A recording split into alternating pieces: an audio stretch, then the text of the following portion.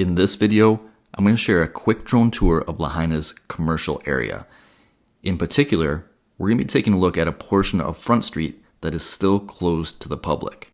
I'd like for you to see it with your own eyes, so you can determine if there's any progress being made in the rebuild of this area. We'll start by flying right over the top of the Lahaina Harbor, which was recently reopened to the public with limited commercial boating activity.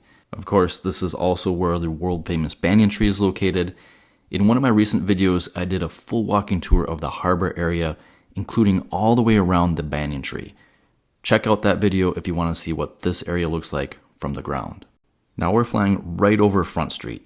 You can see the orange barricades blocking off the street, so this is the area that is still closed to the public. It looks like there are new sidewalks on the ocean front, and they're working on stabilizing the seawall. Also, you can see some construction activity just past the Fleetwood building, as it looks like they're digging footings on one of the empty lots. We're now flying over the intersection of Front Street and Lahaina Luna Road. On the ocean side here is where Cheeseburger in Paradise and Kimo's restaurant were located prior to the fires. On the mountainside is where we would have found Longy's restaurant and the Foodland grocery store.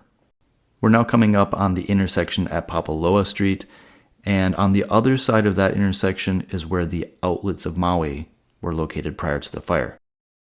Looks like there are new sidewalks on this portion of Front Street as well.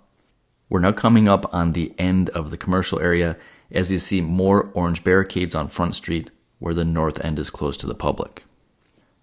As we continue to fly north, I'm going to show you another sign of new progress, this time in the residential area.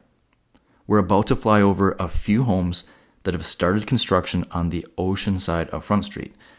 This, of course, is a good sign because the oceanfront properties were the last residential areas to get approval for permits to start rebuilding.